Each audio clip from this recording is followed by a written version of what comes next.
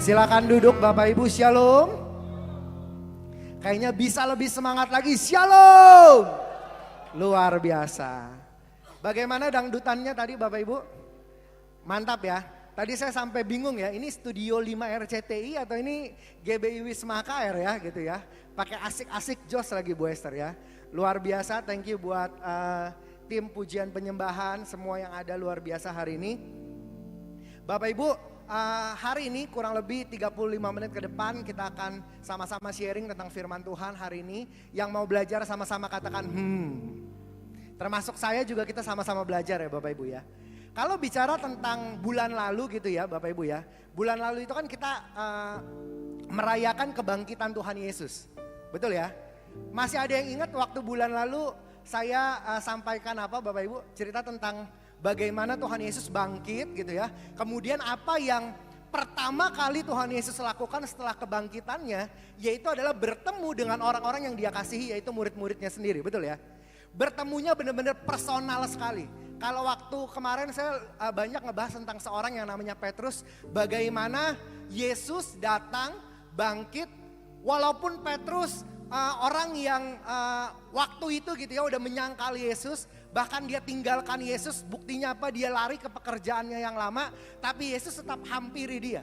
Kenapa? Perhatikan. Karena momen kebangkitan Yesus dipakai oleh Yesus itu sendiri untuk bertemu kepada orang-orang yang dia kasihi. Kenapa? Karena itu penting. Setuju gak Bapak Ibu? Kenapa dia nggak yang pertama tuh menyembuhkan orang-orang sakit dulu? Enggak.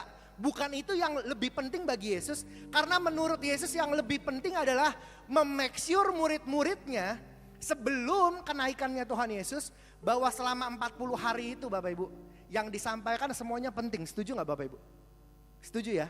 Artinya bukan sesuatu hal yang biasa-biasa aja. Kalau saya percaya begini Bapak Ibu, misalkan gitu ya, kita tahu nih, kita bersama-sama dengan keluarga kita, atau bersama-sama dengan perusahaan kita, misalkan kita punya perusahaan, tinggal waktu 40 hari. Misalkan nih ya, kan di sini ada Pak Totong gitu ya, Pak Totong punya banyak perusahaan. Kalau misalkan Tuhan bilang gini, Pak Totong pokoknya 40 hari dari sekarang pensiun. Gak boleh datang ke kantor sama sekali. Gak boleh ketemu semua direktur sama sekali. Gak boleh ketemu siapapun sama sekali, gak boleh lagi. Pokoknya di rumah gitu ya. Saya percaya Pak Totong akan pakai 40 hari itu dengan sangat-sangat hati-hati. Perhitungan waktunya sangat hati-hati. Dan gak mungkin cuma main-main doang. Maksudnya bukan sesuatu hal yang gak penting dilakukan, enggak. Pasti 40 hari itu kalau perlu 7 kali 24 jam dipakai untuk bisa coaching semua direkturnya.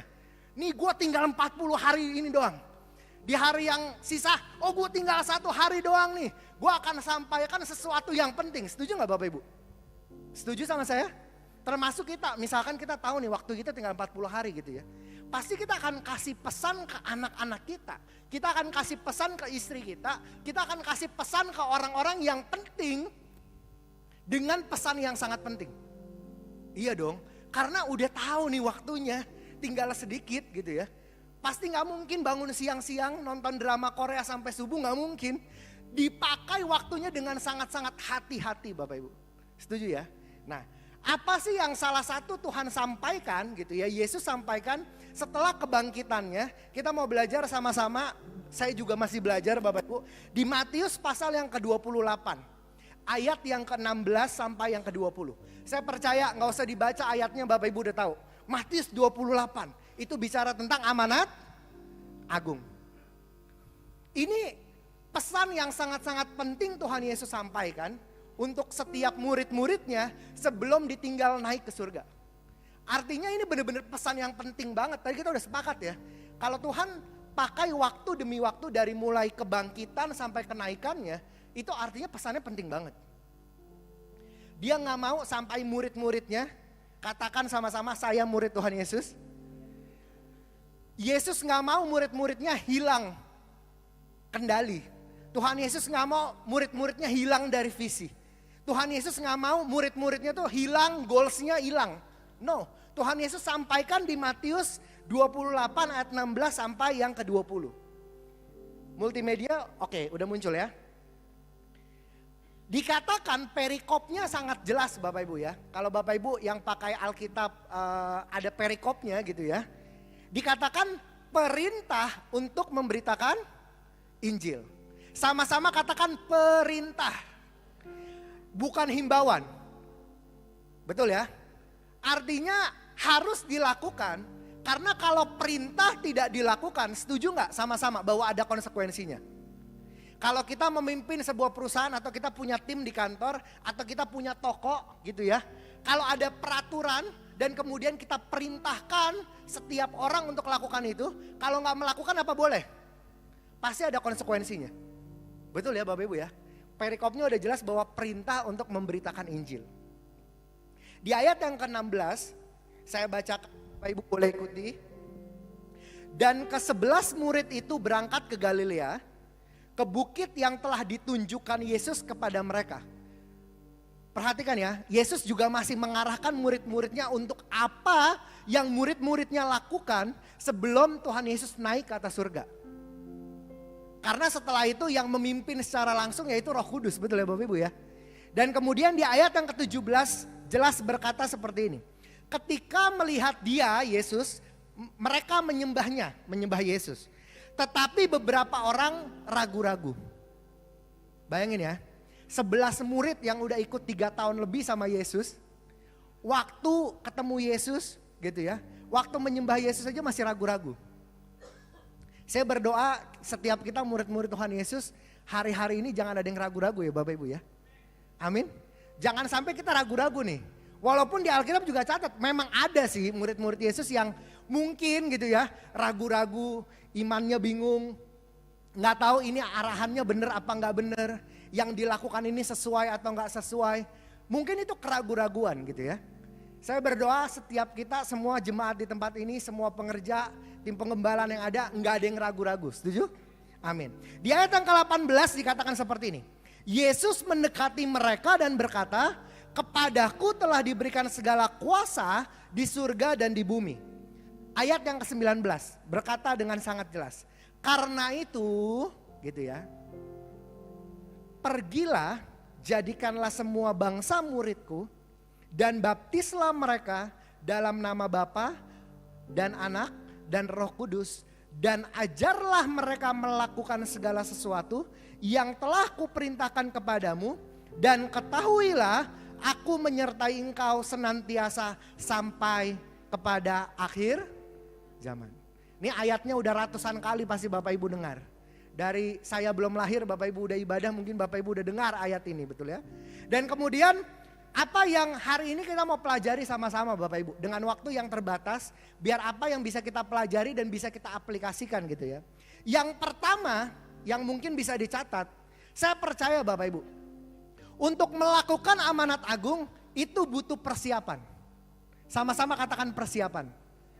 Karena nggak mungkin murid-muridnya bisa pergi mengajar, menjadikan murid, baptis dan segala macam sebelum mereka punya persiapan. Persiapan mereka sebenarnya udah cukup lama ya Bapak Ibu ya. 3 tahun ikut Yesus sebelum Tuhan Yesus mati di atas kayu salib itu sebuah persiapan, betul? Dan persiapan yang terakhir gitu ya, the last preparationnya itu adalah di momen-momen ini. Setuju gak Bapak Ibu? Jadi momen 40 hari gitu ya, sebelum Tuhan Yesus naik ke atas surga, itu adalah preparation yang terakhir. Ini ibarat kata Tuhan Yesus sudah ngomong sama murid-muridnya, waktunya sebentar lagi, gue pergi nih ya. Jadi kalau mau nanya sekarang, mau persiapan sekarang, mau apapun, pokoknya waktunya tinggal segini nih gitu ya. Dan saya percaya pergi itu adalah sebuah perintah untuk melakukan sesuatu. Betul ya Bapak Ibu ya? Bukan disuruh pergi itu keluar dari kota atau cuma keluar dari rumah. Bukan cuma itu, tapi definisi pergi di sini itu bicara tentang melakukan sesuatu. Ayo lakukan sesuatu. Pergi. Bukan hanya sekedar motivasi yang Tuhan Yesus sampaikan. Bukan ajakan, bukan himbauan, tapi kita sepakat sama-sama bahwa ini adalah perintah. Perintah itu adalah sesuatu yang wajib dilakukan. Kalau nggak dilakukan artinya kita ada konsekuensinya. Di Alkitab kan bilang ya, bukan orang-orang yang panggil Tuhan, Tuhan akan masuk kerajaan surga. Tapi orang-orang yang melakukan kehendak Bapa. Ini termasuk kehendak Bapa. Setuju gak Bapak Ibu? Artinya gitu ya, kalau kita suatu saat nanti waktu Tuhan Yesus panggil dan kita mau sama-sama ada di satu meja makan perjamuan terakhir, masih mau ketemu kita semua sama-sama gitu ya, masih mau nyanyi lagu asik-asik jos bareng-bareng gitu kan. Itu kan artinya kita harus lakukan perintah ini bersama-sama. Setuju ya? Bicara tentang pergi jadikan murid baptis itu bukan harus jadi pendeta Bapak Ibu. Kalau semua jadi pendeta siapa yang jadi jemaatnya? Iya enggak? Bukan bicara tentang harus buka gereja, enggak. Pergi jadikan semua bangsa murid, baptis mereka, ajar mereka. Itu bisa dimulai dari hal-hal kecil. Setuju enggak Bapak Ibu? Mungkin yang kepala keluarga, muridkan jadi contoh untuk keluarganya. Itu udah menjalankan amanat agung loh Bapak Ibu. Kalau anak Bapak Ibu suatu saat nanti bisa dengan kesadarannya bilang gini, "Pak, saya mau melayani Tuhan karena saya lihat Papa melayani Tuhan begitu sungguh-sungguh." Kita menjalankan amanat agung gak? Yes, karena kita jadi teladan. Iya dong Bapak Ibu. Amanat agung itu bukan bilang, beli tiket ke Papua gak pulang-pulang, gak usah beli tiket pulang gitu ya. Udah gitu sampai dibaptis 10 orang baru balik ke sini. Itu betul, tapi gak harus itu Bapak Ibu. Kita belajar sesuatu hal yang praktikal. Kalau bicara tentang pergi Bapak Ibu, seringkali itu kita udah ada di zona nyaman. Betul ya? Yang muda-muda aja, yang baru umur 30 lebih itu udah berasa zona nyaman. Yang penting hidup nyaman. Yang penting bisa makan. Yang penting ini, gak usah macem-macem lagi gitu ya. Ada banyak orang gitu ya, keseringan ada di zona nyaman sehingga gak mau berkembang dan terus merasa dirinya sudah cukup apa yang dia lakukan. Banyak gak Bapak Ibu? Ini yang muda-muda tuh banyak yang begitu loh. Saya ketemu loh sama orang-orang di kantor gitu ya. Karena saya punya tim di kantor. Mau dipromosiin gak mau. Dia bilang takut nambah kerjaan. Padahal ditambah gajinya gak mau. Beneran Bapak Ibu ketemu saya yang begitu. Disuruh belajar sesuatu gitu ya. Dia bilang gak mau. Cukup Pak katanya. Saya udah cukup, ini udah lebih. Ada tabungan lagi tiap bulan katanya. Dikasih yang lebih gak mau. Kenapa? Karena sudah ada di zona nyaman. Seringkali bahkan kita orang-orang Kristen yang keluarga intinya sudah Kristen, kita berasa kita udah di zona aman dan nyaman. Setuju gak? Kita lupa mikirin kalau ternyata sepupu kita belum kenal sama Tuhan. Kita lupa loh mikirin, kita punya mungkin toko yang besar, kita punya usaha yang besar, pikir udah aman, profitnya banyak, perpuluhan lancar, pasti masuk surga. Seringkali kita merasa aman dan kita lupa bahwa ternyata kita punya mungkin tim-tim atau karyawan atau orang di rumah yang butuh kenal sama Tuhan. Bukan lewat khotbah kita, tapi lewat cara hidup kita. Setuju gak Bapak Ibu? Artinya kan ini sebuah perintah yang penting untuk setiap kita murid-muridnya. Nah kecuali yang di sini ada yang cuma ngaku-ngaku murid. Nah kalau yang ngaku-ngaku itu bukan murid tapi ngaku-ngaku murid. Apakah beneran lulus? Pasti enggak, pura-pura lulus. Iya enggak? Apakah akan dapat reward? Enggak, karena enggak menjalani prosesnya dengan baik. Itu yang pertama Bapak Ibu. Kita itu harus punya motivasi untuk jadi berkat bagi orang lain untuk kita jalankan amanat agung ini. Yang mengerti katakan Jadi yang pertama butuh persiapan. Nah secara praktikalnya persiapannya apa Pak kalau mau menjalankan amanat agung? Gereja ini sudah memfasilitasi menurut saya Bapak Ibu ya. Tapi kalau ada yang kasih masukan lagi boleh. Kan kita mau sama-sama bertumbuh, berkembang dan terus sempurna di hadapan Tuhan. Contoh Bapak Ibu. Yang ibu-ibu ikut WBI itu sebuah wadah untuk persiapan menjadi berkat. Setuju gak? Bukan hanya diajarin joget-joget asik-asik jos, enggak saya percaya. Tapi diajarkan untuk terus bertumbuh, amin. Diajarkan untuk jadi wanita yang kuat. Diajarkan untuk jadi seorang ibu yang kuat. Itu persiapan untuk menjalankan amanat agung loh. Iya gak Bapak Ibu? Ikut cool. Betul? Ikut apa lagi? Banyak ya yang gereja ini menurut saya sediakan. Komunitas di youth. Cool hebat untuk pendalaman Alkitab. Ntar ada kom. Itu tuh sebuah persiapan. Terlepas Bapak Ibu juga selalu memaintain persiapan itu. Jangan lupa baca Alkitab, jangan lupa saat teduh, jangan lupa mesbah keluarga di rumah. Itu kan persiapan untuk memaintain kita bisa berdiri tegak, punya kekuatan jalankan amanat agung.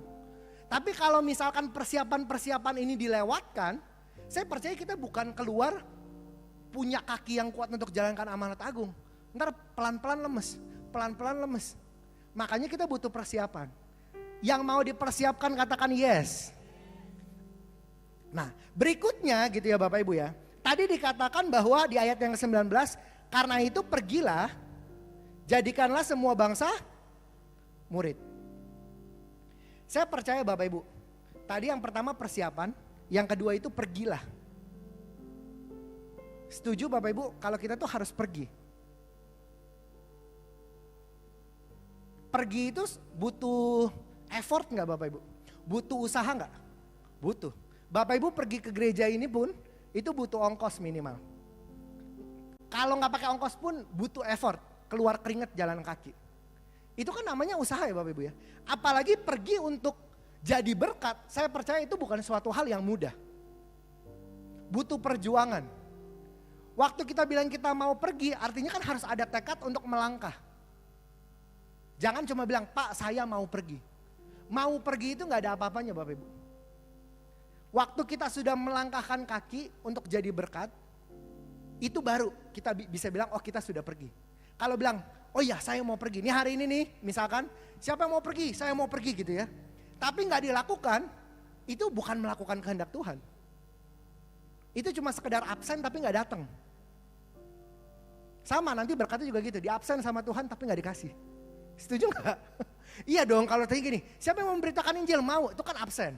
Tapi gak dilakukan pulang dari tempat ini. Gak jadi berkat. Masih marahan sama saudara sepupu, masih marahan sama cici koko gitu ya. Gak pernah jadi berkat, artinya kan belum menjalankan amanat agung. Percaya gak bahwa berkatnya juga cuma di absen, gak ditransfer. Iya dong. Kan janji Tuhan itu ya dan amin, setuju gak? Bagaimana kita treatment orang lain gitu ya, Tuhan juga akan perhitungkan itu semua. Kalau kita gak mengampuni, kan seperti doa Bapa kami. Ampuni kita seperti kita mengampuni orang lain. Kalau kita gak mengampuni orang lain, ya kalau saya sih lihat di Alkitab aja, berarti juga kita gak diampuni, setuju gak? Makanya itu satu hal yang penting untuk kita melakukan amanat agung, jadi berkat, pergi untuk bisa memberkati orang lain di luar sana. Yang mengerti katakan yes. Dengan cepat ya Bapak Ibu ya.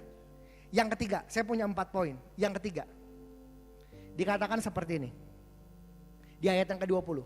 Dan ajarlah mereka melakukan segala sesuatu. Kata-katanya bukan ajarin mereka ya. Tapi dikatakan apa? Ajarlah mereka melakukan segala sesuatu. Setuju gak Bapak Ibu? Bicara poin yang ketiga ini itu jadi teladan. Bukan ngajarin, bukan transfer knowledge, bukan impartasi, no. Bukan transfer pengurapan, bukan itu loh. Ajarlah mereka melakukan segala sesuatu. Kalau mengajarkan mereka melakukan segala sesuatu, yang ngajarin harus melakukan gak? Harus, baru kata-kata ini benar. Ajarlah mereka melakukan segala sesuatu. Kita ajarin, tapi kita juga melakukan. Itu yang konteksnya jadi teladan. Setuju gak Bapak Ibu? Tuhan tuh udah ajarin loh, cara yang efektif untuk melakukan amanat agung. Itu jadi teladan. Dibandingin sekolah Alkitab 4 tahun, ngoceh-ngoceh berkhotbah tapi gak jadi teladan. Iya gak? Daripada pelayanan belasan tahun tapi gak jadi teladan. Itu tuh gak bisa jalankan amanat agung. Amanat agung tuh simple, bisa dilakukan sama semua orang. Kenapa? Karena setiap kita itu bisa jadi teladan dimanapun kita berada. Amin?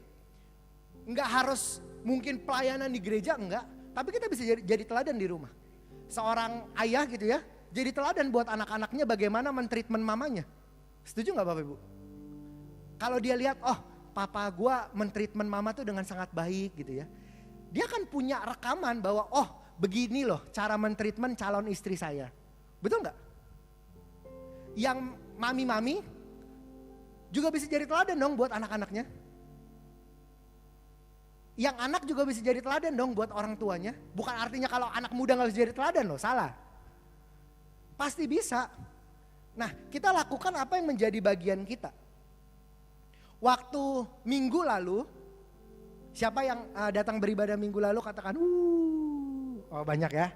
Minggu lalu Pastor Fernando Conan ngomongin tentang respon. Betul ya? Itu tuh penting dalam kita untuk jadi seorang yang punya teladan. Respon kita itu penting loh. Iya gak Bapak Ibu? Karena itu dilihat sama orang. Kebetulan, bukan kebetulan, saya memang punya anak Bapak Ibu ya, umur 2 tahun lebih. Anak umur 2 tahun lebih ini, itu lagi mengikuti teladan. Betul gak? Apapun di copy. Saya ngapain pun pokoknya diikutin. Saya makan apapun diikutin. Gitu ya. Dan dia sangat belajar dengan sangat cepat. Apapun yang dilakukan itu diikutin. Baik yang buruk maupun yang baik. Diikutin semuanya. Kalau kadang-kadang suka lucu ya Bapak Ibu yang ngelihatnya ya. Tapi memang seperti itu loh. Anak saya itu melihat semuanya apa yang dilakukan sama mami dan papinya itu dilakukan. Saya kalau di rumah Bapak Ibu ya, kan kalau di rumah itu berasa udah rumah sendiri enak ya ngapain pun gitu ya. Jadi saya tuh kalau di rumah makan suka angkat kaki Bapak Ibu. Kan kalau di kantor meeting tuh kan pegel ya, duduknya normal banget gitu ya, formal banget, capek gitu ya. Nggak bisa senderan pakai celana pendek gitu ya, sambil makan angkat kaki gitu kan nggak bisa ya dilakukan ya. Udah gitu apalagi kayak begini pakai jas nih, keringet udah sampai belakang-belakang gitu, capek gitu kan. Sampai rumah kan bebas mengekspresikan diri sendiri ya Bapak Ibu ya. Jadi kayak ini kan rumah gua, santai-santai aja gitu kan. Saya tuh suka makan angkat kaki Bapak Ibu. Jadi duduk di kursi tapi suka angkat kaki, kayak enak aja nyenderin tangan di kaki sambil makan gitu ya. Anak saya ikutin loh Bapak Ibu. Beneran duduk di baby chair tapi angkat kaki satu. Beneran, saya sampai gini, gak ada yang ngajarin ini anak cara ngangkat kaki loh. Tapi dia ngeliat dan dia lakukan itu karena apa? Ya karena dia ngelihat teladannya itu siapa. Saya waktu 2 minggu lalu saya sempat, hampir 3 minggu lalu lah, kan sempat masuk rumah sakit ya Bapak Ibu ya. Saya ini ngambil pendidikan S2 COVID 3 minggu lalu. Jadi sempat masuk rumah sakit gitu ya. Dan kemudian sebelum tahu waktu COVID ya, kan cuma demam dulu di hari pertama gitu ya. Karena saya tuh kalau misalkan anak saya sakit atau istri saya sakit, tiap malam tuh saya doain, tumpang tangan, Tuhan Yesus berkati sembuhkan gitu ya. Tiba-tiba dia datang, saya lagi tiduran Bapak Ibu, dia tumpang tangan loh ke kepala saya. Cus gitu. Maksudnya Tuhan Yesus, kan dia ngomongnya belum lancar. Dia lakukan itu kenapa? Karena dia pernah lihat teladannya seperti apa. Iya dong. Nah yang bahaya tuh kan begini Bapak Ibu, kalau kita kasih teladan di rumah kita, bukan untuk anak kecil ya, untuk istri kita, untuk anak-anak kita yang udah besar, teladannya tuh gak baik. Itu yang bahaya loh. Kalau setiap kita punya profesi, kita punya bagian masing-masing mungkin di kantor, jangan sampai kita jadi teladan yang tidak baik untuk orang lain. Datang telat gitu ya. Itu kan pasti ini ya akan jadi sesuatu hal yang dilihat sama orang dan dipelajari sama orang lain. Yang mengerti mulai angguk-anggukan kepala. Saya percaya di otak Bapak Ibu sudah mulai tahu nih apa yang harus kita benahi sama-sama, pribadi lepas pribadi. Saya percaya kan kita belum sempurna semua ya Bapak Ibu ya. Punya bagian masing-masing. Makanya kita harus jadi teladan. Karena menurut saya dibandingkan Bapak Ibu misalkan berkhotbah berjam-jam di depan saudara Bapak Ibu, mungkin di depan orang lain, di depan teman-teman kantor, menurut saya pribadi jauh lebih efektif ketika kita jadi teladan bagi orang itu. Ketika ada yang gosip di kantor, kita gak ikutan gosip, itu teladan. Ketika orang lain komplain, ngomongin bos di belakang, kita bilang enggak, gue gak mau ikut-ikutan. Itu jadi teladan gak? Jadi teladan. Jadi itulah yang harus kita lakukan untuk kita bisa jalankan amanat agung dengan cara yang simpel Bapak Ibu.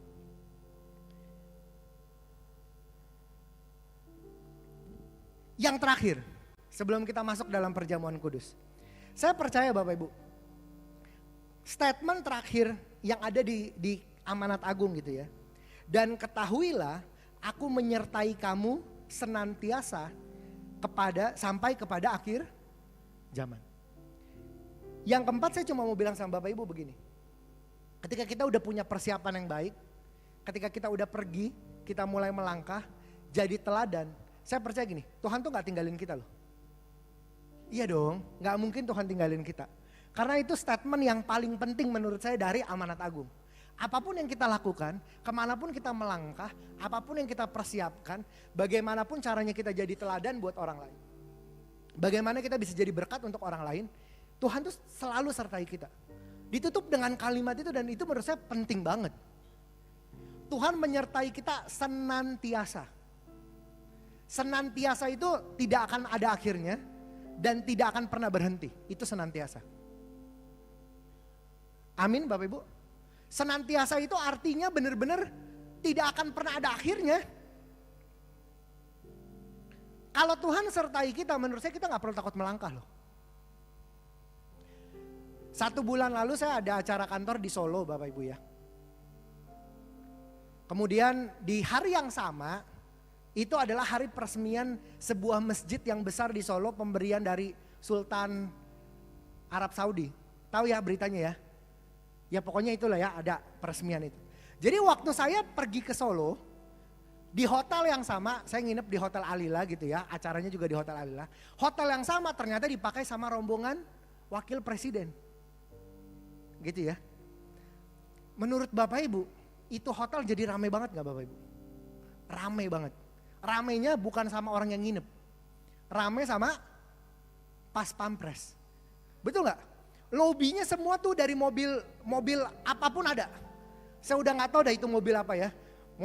Mungkin ada yang khusus, ambulansnya ada 2 gitu ya. Jadi karena kita juga ada acara di sana Bapak Ibu ya. Menurut Bapak Ibu, setuju gak sama saya? Saya merasa dan sangat yakin bahwa ini adalah salah satu tempat yang sekarang paling aman ada di Indonesia. Setuju gak? Iya dong. Apa ada tempat yang lebih aman lagi? Ada, di mana Pak Jokowi ada juga. Nah kebetulan wapresnya ada di gedung itu. Saya percaya saat itu, ini adalah tempat yang paling aman di Indonesia saat itu. Karena apa? Karena saya ada di dalam satu gedung sama wapres. Walaupun kita agak ribet ya, kita tamu hotel bawa tas semuanya dipretelin. Ya pokoknya keamanannya sangat-sangat luar biasa karena ada Pak Wapres. Saya percaya begini Bapak Ibu, konsep yang sama, setuju gak? Kalau Tuhan Yesus ada di dalam kehidupan kita, harusnya kita aman gak? Harusnya kita takut gak untuk jadi berkat untuk orang lain? Nggak akan pernah terjadi. Karena kita udah punya konsep bahwa kita sedang ada bersama-sama dengan orang yang sangat luar biasa. Kita gak perlu takut dicelakai, kenapa? Karena kita tahu bahwa kita sama orang yang bisa menjaga keamanan kita paling aman. Kita gak perlu takut kekurangan waktu kita jalankan amanat agung kita mau menabur. Karena kita tahu kita sedang ada sama orang yang paling kaya di muka bumi ini. Setuju gak? Jadi waktu kita jalankan amanat agung dengan konsep Tuhan menyertai kita senantiasa, menurut saya tidak ada alasan untuk tidak jadi melangkah. Tidak ada alasan untuk kita bilang nanti aja deh karena begini. Karenanya itu menurut saya akan terjawab kalau kita punya pola pikir bahwa Tuhan Yesus sedang ada sama-sama dengan kita. Setuju gak Bapak Ibu? Waktu belasan tahun yang lalu Bapak Ibu tahu Cikeas ya? Itu kan perumahan presiden kita yang lalu ya, Pak SBY ya. Percaya gak Bapak Ibu bahwa di komplek itu tidak ada jalanan bolong? Percaya? Apa menurut Bapak Ibu dia akan kena banjir komplek Cikeas? Nggak mungkin. Karena apa? Karena ada Pak SBY di sana. Satu orang komplek itu, apa pernah ada yang kemalingan? Ada yang sendalnya hilang? Apa pernah? Tidak akan pernah. Karena apa? Karena di situ ada Pak SBY. Setuju nggak? Nah menurut saya simple dong. Kalau Bapak Ibu yakin Tuhan ada sama-sama dengan kita, Tuhan ada senantiasa bersama-sama dengan kita. Apapun yang terjadi dalam kehidupan kita, itu nggak penting. Karena kita udah tahu kita ada sama-sama dengan Tuhan. Oke, saya mau tutup, saya mau bilang begini Bapak Ibu.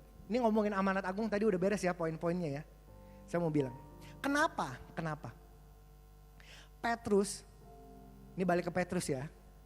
Petrus bisa gila-gilaan menginjil, gila-gilaan memuridkan semua orang, gila-gilaan membaptis orang, gila-gilaan berkhotbah, bahkan gila-gilaan mempertaruhkan nyawanya untuk mati di salib terbalik. Kenapa? Menurut Bapak Ibu, karena Petrus nangkep amanat agung ini, bahwa dia tahu apapun yang dia lakukan, Tuhan Yesus selalu ada senantiasa bersama-sama dengan dia. Setuju gak Bapak Ibu? Dia gak peduli lagi yang lain. Dia gak takut untuk mungkin dihakimi sama orang lain. Dia gak takut untuk dikatain aneh sama orang lain. Dia gak takut bahkan sampai mati. Karena dia tahu Tuhan Yesus sertai dia senantiasa. Iya gak Bapak Ibu? Makanya menurut saya gini, kita harus punya respon seperti murid-murid Tuhan Yesus. Waktu terima amanat agung ini bukan cuma disimpan, ditaruh di handphone, di screenshot atau dicatat di kertas, tapi langsung dilakukan Bapak Ibu. Saya percaya momen-momen perjalanan rohani kita gitu ya. Kalau kita jalani bersama-sama dengan Tuhan dan kita lakukan, saya percaya itu akan mengubahkan setiap kita. Amin. Mengetahui satu hal dalam kehidupan kita tidak akan pernah mengubahkan kehidupan kita. Bahkan mengetahui 1000 hal dalam kehidupan kita tidak akan pernah mengubahkan kehidupan kita. Tapi waktu kita tahu satu hal, kita sadar satu hal, kita ubah satu hal, kita lakukan satu hal, itu yang akan mengubahkan kehidupan kita. Setuju gak Bapak Ibu? Jadi percuma kalau catatan khotbah kita penuh, tapi kita gak lakukan. Saya percaya amanat agung itu bukan hanya untuk didengar, tapi untuk kita lakukan bersama-sama. Mari kita bangkit berdiri sama-sama Bapak Ibu. Kita persiapkan hati kita persiapkan diri kita sama-sama hari ini Bapak Ibu.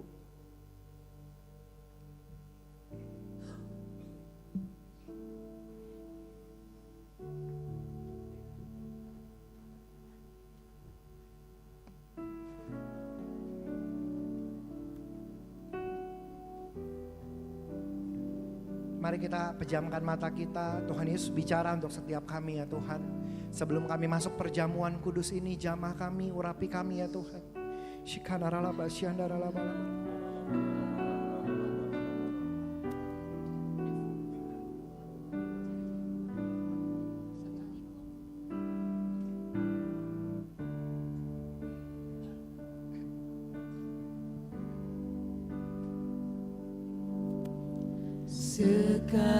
Sekalipun ku berjalan dalam lembah gelap,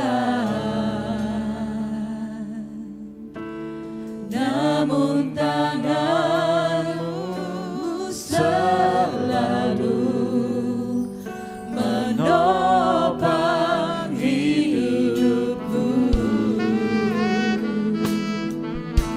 Saat ku dalam ketakutan, Kau hadir di sisiku.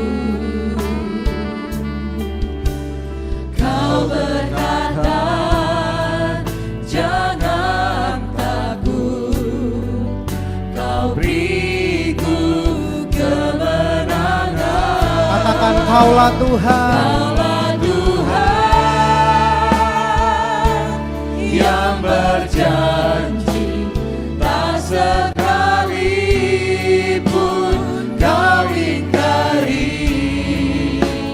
Kesetiaan-Mu sungguh terbukti di sepanjang hidupku. Untuk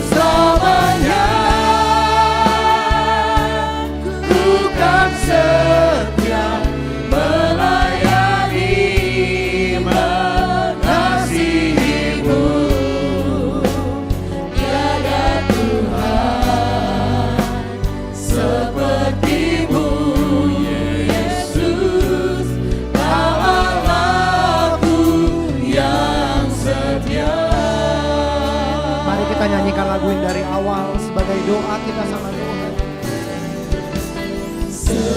Sekalipun ku berjalan dalam lembah gelap, namun tangan-Mu selalu menopang hidupku. Saat ku dalam ketakutan, Kau hadir di sisiku. Kau berkata, jangan takut, Kau beriku kemenangan. Katakan dengan iman, Kaulah Tuhan yang berjanji, tak sekalipun Kau ingkari. Kesetiaan-Mu sungguh terbukti di sepanjang hidupku. Untuk selamanya ku kan setia melayani, mengasihi-Mu. Tiada Tuhan seperti-Mu, Yesus. Kau Allah-Mu yang setia. biar musik saja dengan lembut. Mari Bapak Ibu berdoa. Biar musik dengan lembut kita berdoa sekarang di tempat kita berdiri.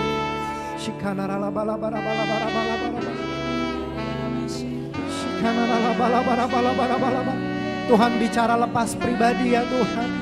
Bicara di dalam hati setiap kami sekarang ya Tuhan.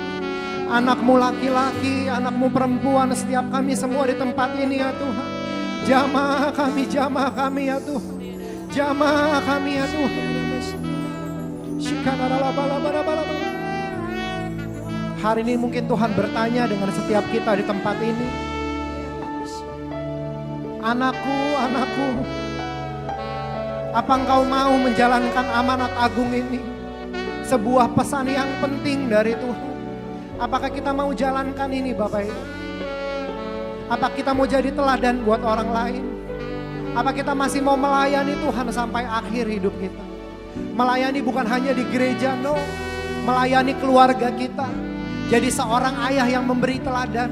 Jadi seorang ibu yang memberi teladan. Menjadi seorang anak yang punya teladan. Menjadi seorang mertua, menantu yang punya teladan. Menjadi seorang pemimpin yang punya teladan di kantor. Menjadi seorang tim yang punya teladan. Apakah hari ini kita katakan sama Tuhan, Tuhan aku mau lakukan ini ya Tuhan. Aku mau lakukan ini sampai akhir hidupku ya Tuhan. Aku mau lakukan ini ya Tuhan. Mari kita berdoa Bapak Ibu.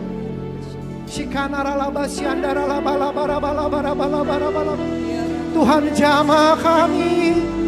Tuhan jamah hati kami ya Tuhan. Ampuni kami kalau kami terlalu ada di zona nyaman kami. Ampuni kami kalau kami lupa melakukan amanat agung Tuhan. Ampuni kami kalau kami sudah lama gak jadi teladan untuk orang lain. Ampuni kami kalau kami mungkin sering mencontohkan yang gak baik untuk orang lain. Ampuni kami ya Tuhan, ampuni kami ya. Ampuni kami ya Tuhan.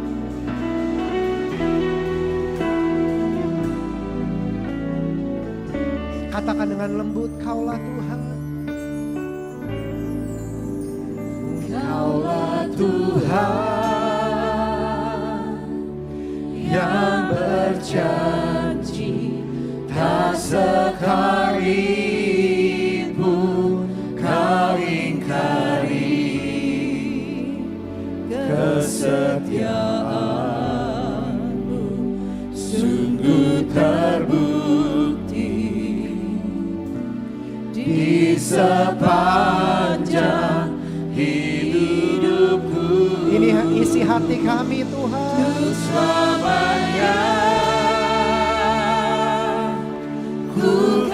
setia melayani, mengasihimu.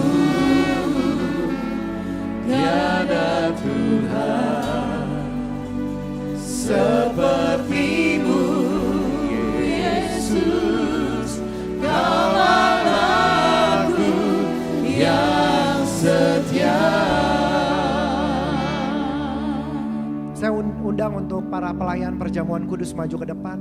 Mari Bapak Ibu kita pejamkan mata kita berdoa sama Tuhan. Biar perjamuan kudus ini menjadi perjamuan yang layak untuk setiap kita. Kalau mungkin kita diingatkan dengan kesalahan kita, baik yang kita sengaja maupun tidak, mari kita minta ampun sama Tuhan. Tuhan ampuni kami yang gak sempurna ini ya Tuhan. Ampuni kami kalau mungkin kami sering kasar dengan istri kami. Ampuni kami kalau kami mungkin jadi mama yang gak baik. Ampuni kami ya Tuhan, ampuni kami. Ampuni kami kalau kami belum jadi anak yang baik. Ampuni kami kalau kami mungkin sering curang di dalam pekerjaan kami. Ampuni kami kalau kami mungkin sering menjadi batu sandungan untuk orang lain. Ampuni kami ya Tuhan kalau hari ini kami belum mengampuni orang lain. Berikan kami kekuatan untuk kami bereskan hati kami ya Tuhan. Kami mau masuk perjamuan kudus dengan hati yang benar Tuhan. Ampuni kami, mari Bapak Ibu kita berdoa pribadi lepas pribadi sama Tuhan. Minta ampun untuk kesalahan kita, biar kita layak di hadapan Tuhan. Roh Kudus-Mu mengalir Tuhan. Roh Kudus-Mu mengalir dalam hati kami. Roh Kudus-Mu mengalir ya Tuhan. Memulihkan kami ya Tuhan.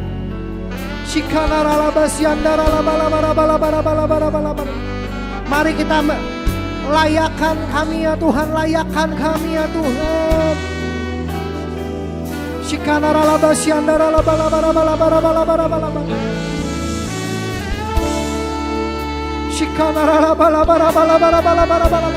Mari kita uji diri kita.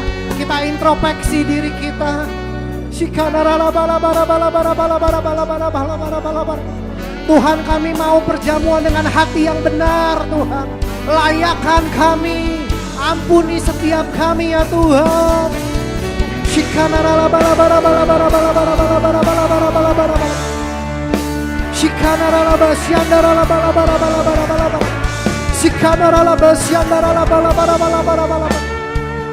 Pulihkan setiap hubungan suami istri Tuhan.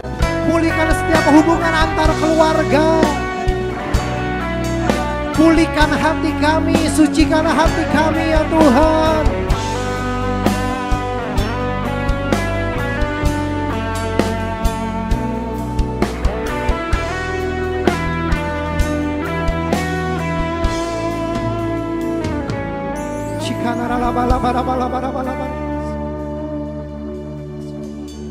Kami mau masuk perjamuan ini ya Tuhan.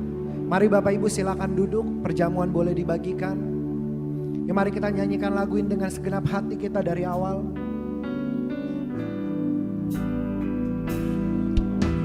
Sekalipun ku berjalan dalam lembah gelap,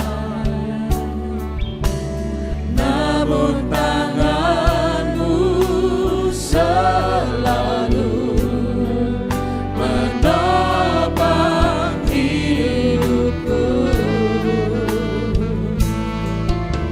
Saat ku dalam ketakutan,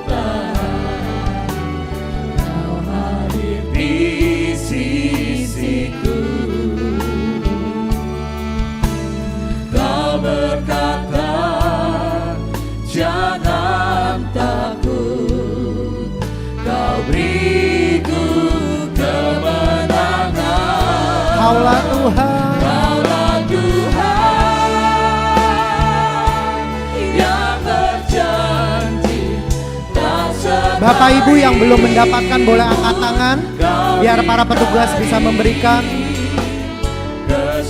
Mari kalau kita sudah dapat, kita bangkit berdiri sama-sama. Sungguh terbukti Di sepanjang hidupku,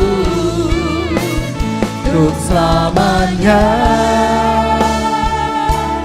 Ku kan setia melayani, mengasihimu. Tiada Tuhan sepertimu, Yesus, Kau Allahku yang setia. Kami mengucap syukur ya Tuhan. Kami akan masuk perjamuan kudus dengan hati yang penuh ucapan syukur Tuhan. Mari kita persiapkan roti kita tinggi di hadapan Tuhan. Kita angkat dengan tangan kanan kita. Sebab apa yang telah kuteruskan kepadamu telah aku terima dari Tuhan, yaitu bahwa Tuhan Yesus pada malam waktu ia diserahkan mengambil roti, dan sesudah itu ia mengucap syukur atasnya. Ia memecah-mecahkannya dan berkata, inilah tubuhku yang diserahkan bagi kamu, perbuatlah ini menjadi peringatan akan aku. Saudara-saudara yang dikasihi Tuhan, bukankah roti yang kita pecah-pecahkan ini adalah lambang persekutuan kita dengan tubuh Kristus? Mari kita makan di dalam nama Tuhan Yesus Kristus.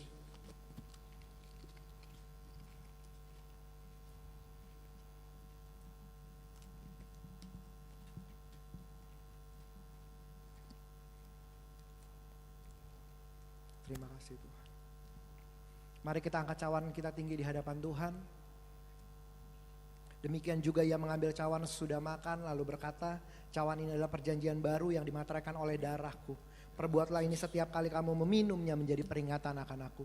Saudara-saudara yang dikasihi Tuhan, bukankah cawan pengucapan syukur yang atasnya kita ucapan syukur adalah persekutuan kita dengan darah Kristus? Mari kita makan di dalam nama Tuhan Yesus Kristus. Mari kita sembah Tuhan, jangan ada yang diam mengucap syukur sama Tuhan. Engkau Allah yang baik Tuhan, Engkau Allah yang baik. Mari mengucap syukur sama Dia. Jangan ada yang diam, naikkan ucapan syukur kita. Haleluya Tuhan, Engkau baik.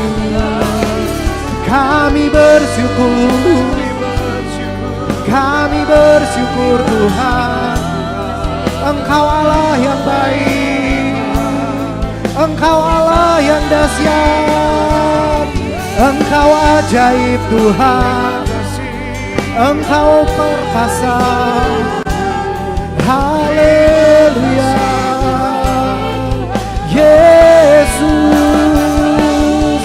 Haleluya. Engkau baik Tuhan. Engkau baik.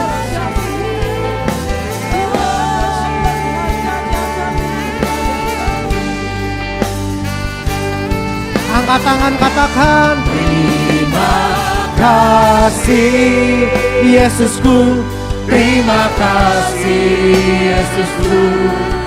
Puji syukur hanya bagi Tuhanku. Terima kasih Yesusku, terima kasih Yesusku. Puji syukur hanya bagi Tuhanku. Katakan terima kasih, angkat tangan katakan. Terima kasih Yesusku, terima kasih Yesusku. Puji syukur hanya bagi Engkau Allah yang baik Tuhan.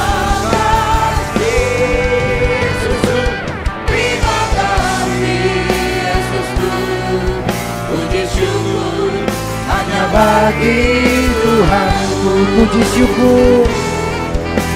syukur hanya bagi Tuhanku. Puji syukur hanya bagi Tuhanku.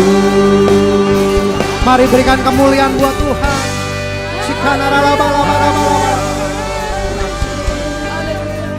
Mari Bapak Ibu kita berbahasa roh bersama-sama.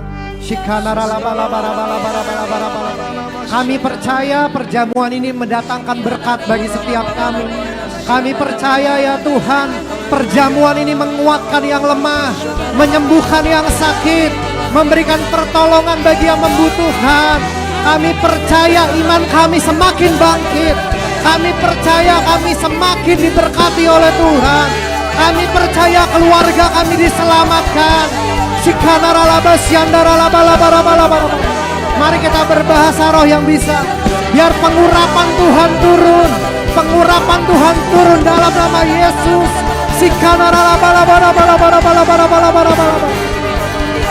Yang membutuhkan pekerjaan Tuhan berikan dalam nama Yesus. Yang butuh biaya kuliah Tuhan berikan.